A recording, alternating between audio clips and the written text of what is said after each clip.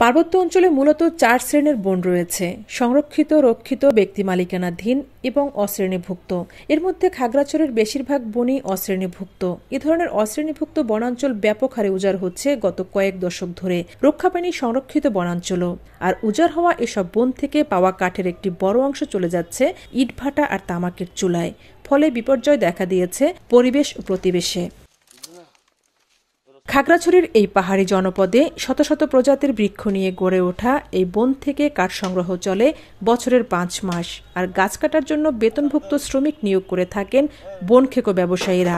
বনউজাড়ের কারণে পাহাড় ধসের আশঙ্কাও তৈরি হয়েছে।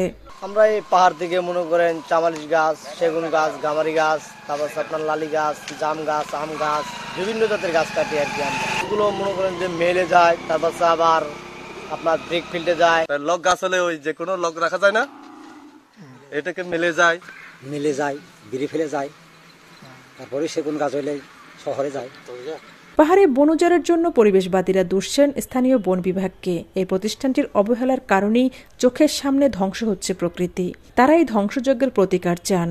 কাঠ ব্যবসায়ী আছে, ওনারা কিন্তু কাঠ কাটছে, সে কারণে বন উজাড় হচ্ছে। সেক্ষেত্রে যে হবে, তারপর প্রাণীগুলো ধ্বংস হবে, এখানে পরিবেশ বিঘ্নিত হবে, মানুষের যে গ্রিন হাউস এফেক্ট সেটাও সেখানে ক্ষতিগ্রস্ত হবে। সেই জন্য আমাদের দাবি হলো সরকার এই বিষয়ে ত্বরিত একটি সিদ্ধান্ত গ্রহণ করতে হবে।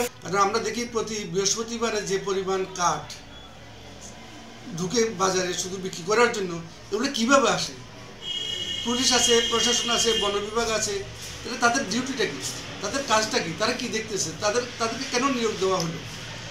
সবাই উদাসীন, বন উজাড় হয়ে যাচ্ছে হাজার হাজার একর, কিন্তু কোনো রকমের সেখানে বৃক্ষরোপণের যে ব্যবস্থাটা ওটা কিন্তু কেউ করছে না।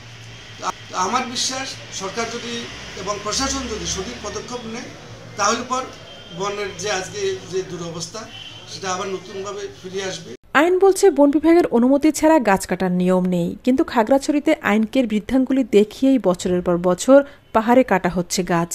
বন বিভাগের কর্মকর্তারাই বললেন, এভাবে বন উজাড় হতে থাকলে একসময় পাহাড় বলতে কিছুই থাকবে না।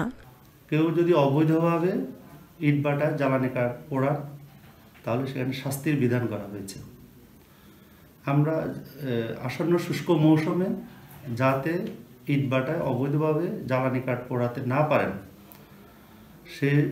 সেজন্য যথাযথ ব্যবস্থা গ্রহণের জন্য মাঠ পর্যায়ে ইতিমধ্যে নির্দেশনা দেওয়া হয়েছে।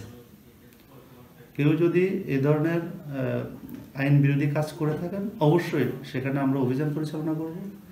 একই সাথে স্থানীয় প্রশাসনের সাথে সমন্বয় রেখে কার্যক্রম পরিচালনার জন্য আমরা মাঠ পর্যায়ে নির্দেশনা দেওয়া হয়েছে। তিনি আরও জানান, টাস্কফোর্সের মাধ্যমে গাছ কাটা বন্ধে অভিযান জোরদার করা হবে।